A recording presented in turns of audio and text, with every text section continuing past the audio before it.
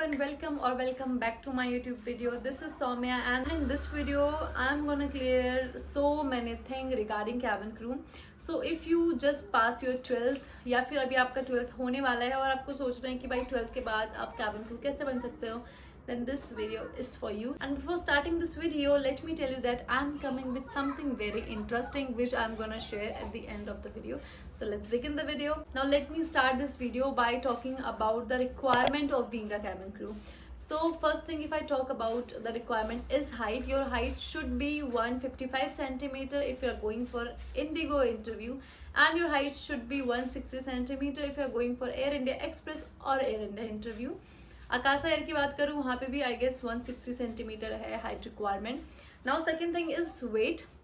If I talk about weight, then it should be proportionate to your BMI. You should not be overweight or you should not be underweight. Your BMI should be normal. And the third thing, if I talk about, is scar and tattoos. यार scar के लिए अगर हम बोले तो वो फिर भी थोड़ा कॉम्प्रोमाइज़ कर लेंगे, लेकिन अगर आपके फेस में या फिर आपके नेक में या फिर यहाँ पे कहीं पे भी आपका टैटू है तो they will not select you. Let me tell you this very clearly.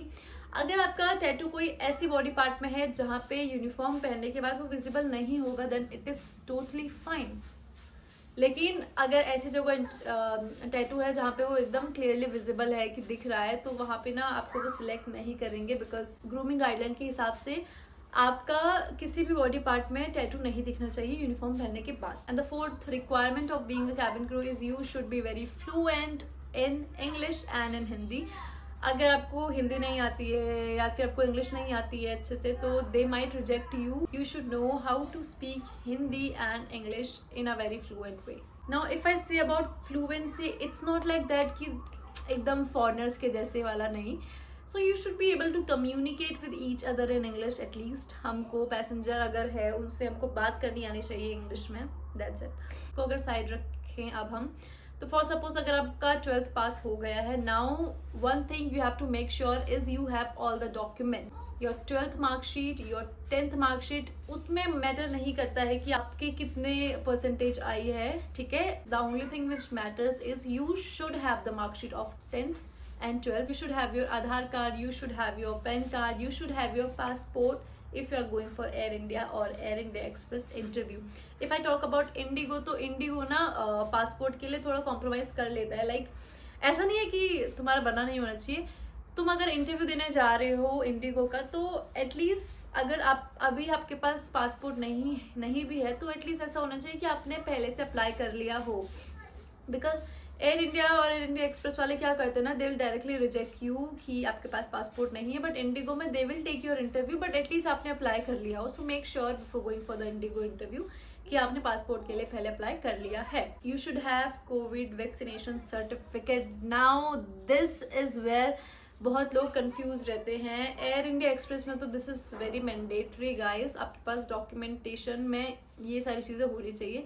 Indigo में I think it's not that mandatory, इतना ज़्यादा वो कोविड वैक्सीनेशन में ध्यान देते नहीं है, but you should have before going for the interview for your safer side. Now documentation वाला पार्ट भी हो गया. डॉक्यूमेंटेशन वाले पार्ट को उठा के रखते हैं साइड में. Now let's jump into the next step, which is आप अपने आप को कैसे प्रिपेयर कर सकते हो इंटरव्यू के लिए.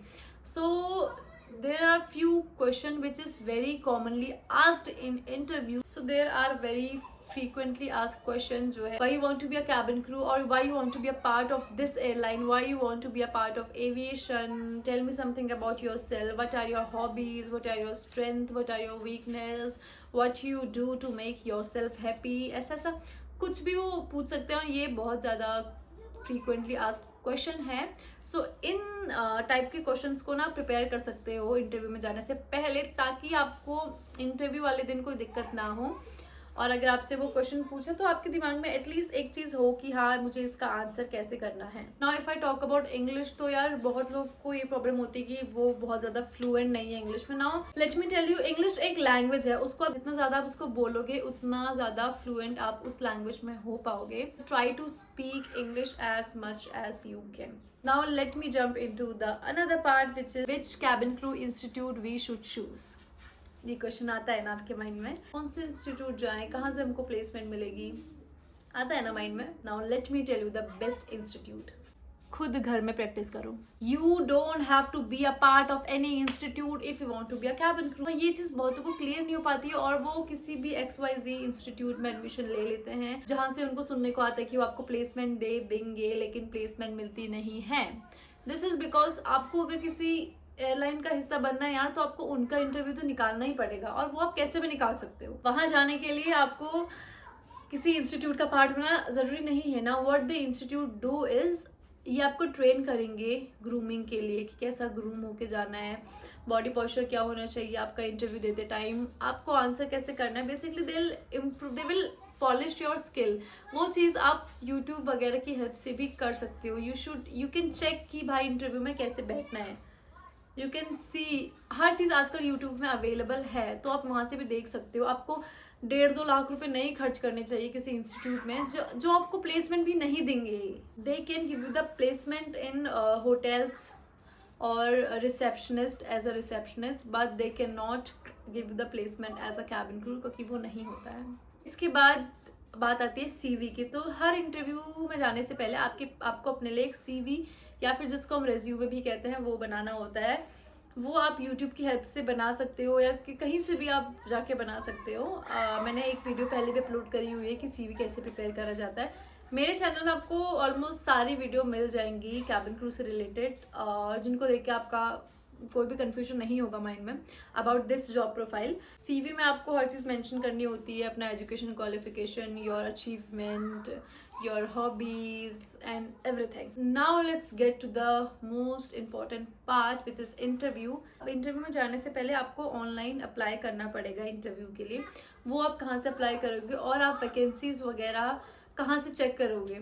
सो you have to go to the career page of the airline. For suppose अगर आप एयर इंडिया में इंटरव्यू देना चाहते हो तो आप सर्च कर सकते हो एयर इंडिया करियर्स।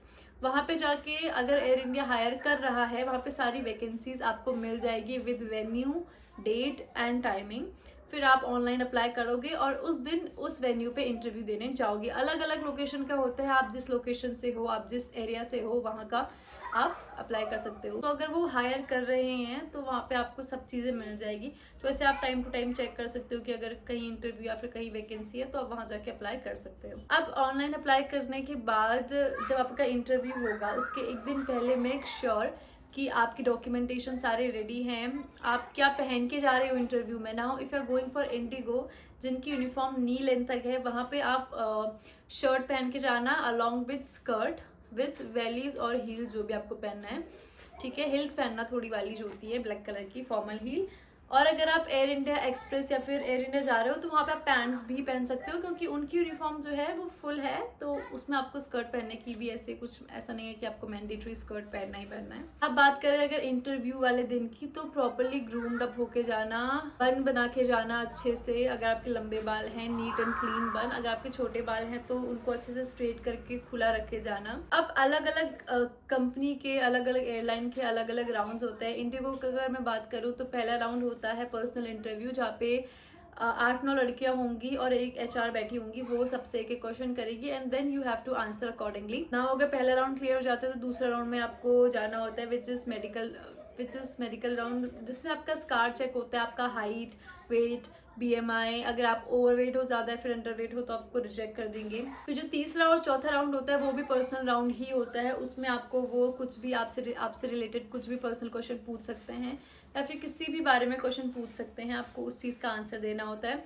नाउ अगर आपका सिलेक्शन हो गया है, नाउ अब 2 चीज़ें हैं, या तो आपका रिजेक्शन होगा या फिर आप सिलेक्ट हो जाओगे। एयर इंडिया अब इंडिगो को छोड़ के सारी एयरलाइन में या तो रिजेक्शन होगा या फिर सिलेक्शन होगा। इंडिगो में क्या चीज़ होता है, अगर रिजेक्ट हो गए हो तो फिर तो रिजेक्ट हो गए, लेकिन सिलेक्शन भी यहाँ 2 टाइप के होते हैं, एक PhD और एक होता है डायरेक्ट सिलेक्शन। डायरेक्ट सिलेक्शन मतलब आप पूरी तरीके से सिलेक्ट हो गए हो, गुड टू गो।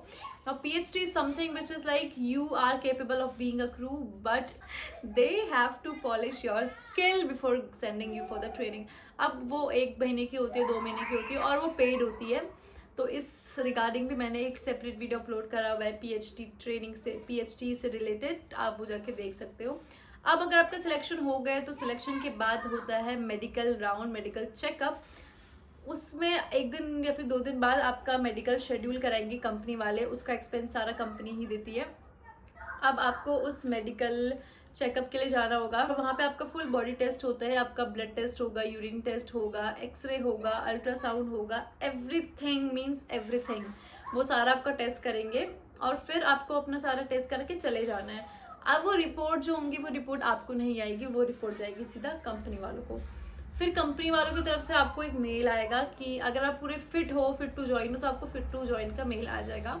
और अगर आप अनफिट हो तो आपको अनफिट करके जो मेल है वो आएगा। उसमें आपको फॉर सपोज आपका हीमोग्लोबिन कम है तो आपको हीमोग्लोबिन का एक टेस्ट रिपीट करना होगा कुछ टाइम बाद। तो आप अपने हिसाब से डाइट ले सकते हो अच्छी, फिर से ब्लड टेस्ट करना पड़ेगा और आपकी जब हीमोग्लोबिन की रिपोर्ट सही आएगी तो आप वो कंपनी वालों को भेज देना। उसके बाद आपको आएगा फिट टू ज्वाइन का मेल। नाउ इंटरव्यू हो गया, सिलेक्शन हो गया, मेडिकल हो गया, अब वो बुलाएंगे आपको ट्रेनिंग के लिए। ट्रेनिंग पे जब आप आओगे ना तो आपको 15 डेज का अकोमोडेशन, रहना खाना कंपनी देती है, होटल।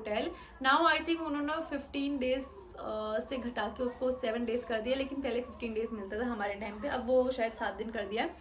तो 7 दिन आपको कंपनी अकोमोडेशन देगी, ठीक है। आपको 7 दिन में कमरा ढूंढना है क्योंकि 3 महीने की ट्रेनिंग होती है, आप कहाँ रहोगे, तो वो चीज़ आपको अपने लिए ढूंढनी होगी उन 7 दिनों के अंदर। फिर 7 दिन के बाद जब आपका चेकआउट होगा तो आप शिफ्ट हो जाओगे अपनी प्लेस में जहाँ पे आपको जाना है। So guys there are few things that I miss during the video when I was shooting it. So अभी मुझे याद आया तो मैंने सोचा अभी आपको बता दूं, वो मैं एडिटिंग में बीच में डालूंगी। सो द थिंग इज, बहुत लोग के माइंड में ये भी कंफ्यूजन होता है कि कितना अमाउंट लगता है कैबिन क्रू बनने के लिए। तो डिमांड ड्राफ्ट कंपनी मांगती है ट्रेनिंग से पहले।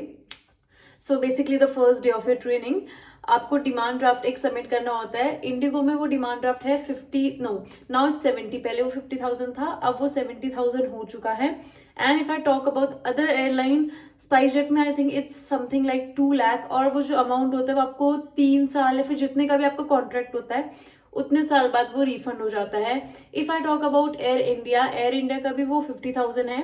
If I talk about Air India Express में it is there is no amount but they take a blank cheque. और अगर आपने कंपनी को इस पीरियड के अंदर छोड़ा होता है, सो बेसिकली जितने साल का कॉन्ट्रैक्ट है, अगर 5 साल का कॉन्ट्रैक्ट है और आप 5 साल से पहले उस कंपनी को छोड़े हो तो आपको कुछ अमाउंट उस कंपनी को देना होता है। So this is the fees criteria और you can say the total amount जो आपका लगता है एक क्रू बनने में। फिर होती है असली ट्रेनिंग स्टार्ट। यार ट्रेनिंग पीरियड बहुत मज़ेदार होता है लेकिन बहुत स्ट्रेसफुल होता है क्योंकि बहुत ज़्यादा पढ़ाई होती है। इट्स नॉट लाइक दैट कि आपने इंटरव्यू क्लियर कर लिया तो सब हो गया। उसके बाद बहुत ज़्यादा पढ़ना होता है, 3 महीना नॉन स्टॉप पढ़ना होता है।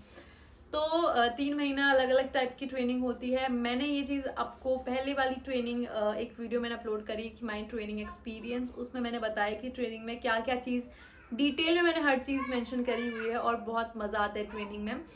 नाउ जब कंपनी वाले ट्रेनिंग कंप्लीट हो जाती है उसके बाद आपका ग्रेजुएशन होता है जहाँ पे आपको फ़ोटो वगैरह खींचते हैं बहुत सारा, और जहाँ से फाइनली आप ग्रेजुएट हो जाते हैं आपको एक सर्टिफिकेट मिलता है कि आपने कैबिन क्रू ट्रेनिंग कंप्लीट कर ली है इस एयरलाइन की। और फिर वो सब होने के बाद, ट्रेनिंग कंप्लीट होने के बाद आप चले जाते हो अपने बेस में जहाँ से आप फ्लाइट ऑपरेट करते हो। सो अलग अलग बेस होते हैं। बेस इज समथिंग लाइक, मैं अभी बैंगलोर बेस की क्रू हूँ, so I will operate all the flights from Bangalore, ठीक है। तो बैंगलोर से मैं फ़्लाइट ऑपरेट करूँगी, जो भी लेओवर वगैरह है वो सारा करके मैं बैंगलोर ही आऊँगी। सो मैं रूम्स वगैरह जो अभी मैं जहाँ पे स्टे कर रही हूँ सारा बैंगलोर में स्टे कर रही हूँ। ऐसे बहुत अलग अलग बेस होते हैं, Bangalore, Hyderabad, Delhi, Chennai, Kolkata, Lucknow, so and so on. तो ये सारे बेस होते हैं और फिर वहाँ से आपकी फ्लाइंग स्टार्ट हो जाती है। एंड आई होप इस वीडियो को देखने के बाद आपको एक आइडिया और आपके कन्फ्यूजन वगैरह क्लियर हो गए होंगे कि यार 12th के बाद क्या प्रोसीजर होता है, स्टेप बाय स्टेप क्या चीज़ें करनी होती है एक कैबिन क्रू बनने के लिए। नाउ जैसा मैंने अब आपको इस वीडियो के स्टार्टिंग में बोला था कि I am coming up with something interesting which I'm gonna tell you at the end of this video, so let me tell you that as well. I'm coming up with a series called You Ask and I Answer, जिसमें अब एक मैं post डालूंगी YouTube में। उसमें आपको कोई भी कंफ्यूजन या फिर टॉपिक कमेंट करना है जिस पे आप चाहते हो कि मैं नेक्स्ट वीडियो बनाऊं। सो इससे क्या होगा, मुझे भी इतना ज़्यादा सोचना नहीं पड़ेगा कि मैं क्या वीडियो बनाऊं और आपके भी कंफ्यूजन वगैरह सारे क्लियर हो जाएंगे। और इस वीडियो को देखने के बाद भी आई होप आपके बहुत सारे कंफ्यूजन क्लियर हो गए होंगे और आपको एक आइडिया आ गया होगा कि यार क्रू कैसे बनना है after 12th। And if this video is helpful for you then subscribe my channel for more such videos. I'll upload a new video soon. Till then, take care. Bye bye.